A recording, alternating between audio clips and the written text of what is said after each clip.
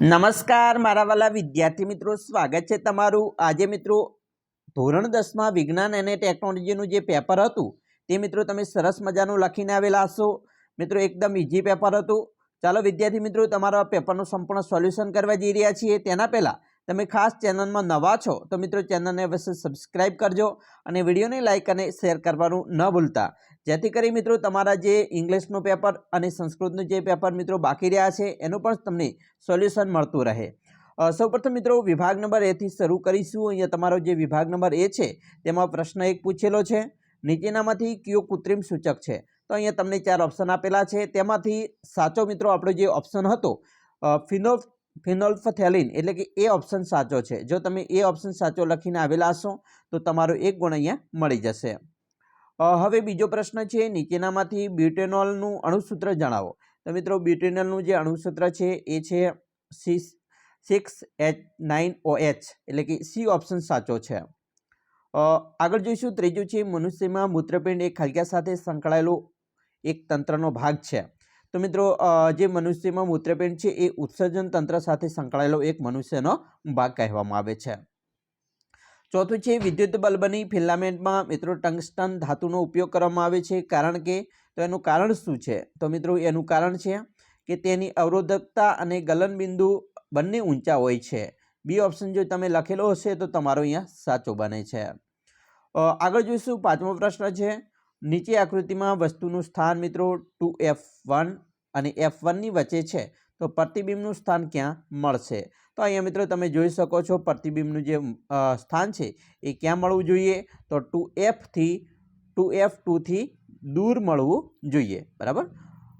હવે આગળ વાત કરીશું, છઠ્ઠો પ્રશ્ન છે, સામાન્ય દ્રષ્ટિ ધરાવતું પુખ્ત વ્યક્તિ માટે મિત્રો સ્પષ્ટ દ્રષ્ટિ અંતર આશરે ખાલિયા છે, તો એનું આશરે છે તે છે 25 સેમી, બરાબર મિત્રો, 25 સેમી જેટલું આશરે અંતર હોવું જોઈએ।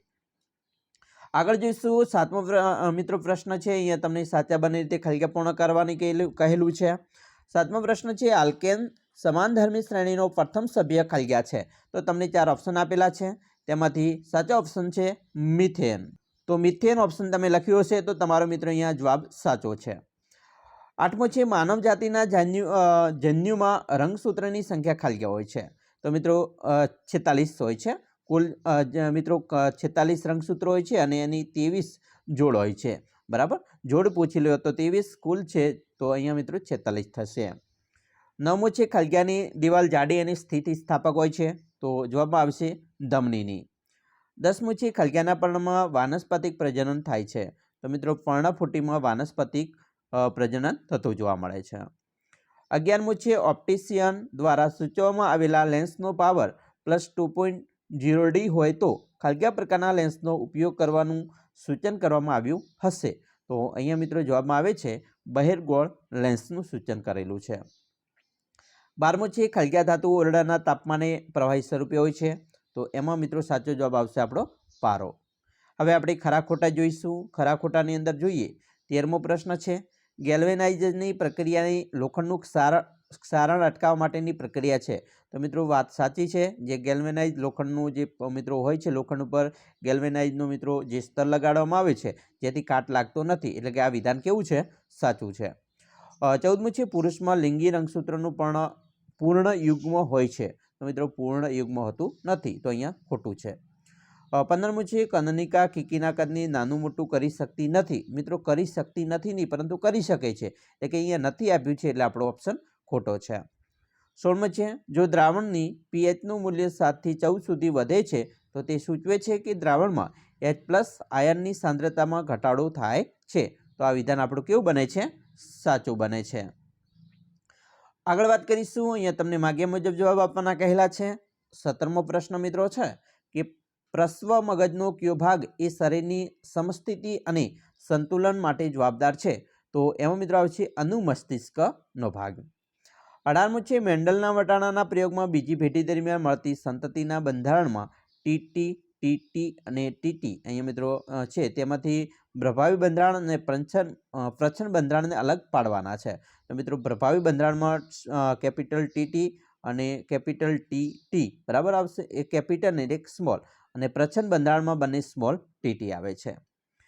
હવે આપણે મિત્રો એક વ્યાખ્યા આપવાની પૂછેલું છે પ્રકાશનું વિભાજન. તો પ્રકાશનું વિભાજન એટલે કે પ્રકાશનું તેના ઘટક રંગોમાં વિભાજન થવાની ઘટનાને પ્રકાશનું શું કહેવાય છે? વિભાજન કહીએ છીએ. એના પછી 20મો પ્રશ્ન છે, બંધબેસતું ના હોય તેવી જોડ શોધીને લખો. તો મિત્રો વાહક ચાંદી તો આ સાચું છે. મિશ્ર ધાતુ નિક્રોમ એ પણ સાચું છે. જ્યારે અવાહક નિકલ તો અહીંયા મિત્રો અલગ જોડ પડે છે. જોઈશું મિત્રો જોડકાની વાત કરીશું. 4 ગુણમાં જોડકા પૂછેલા છે. અંતઃસ્ત્રાવો અને અંતઃસ્ત્રાવનું કાર્ય, જેમાં થાઇરોક્સિન તો થાઇરોક્સિનમાં મિત્રો આવશે શરીરના વિકાસ માટે ચયાપચયનું નિયમન કરે છે.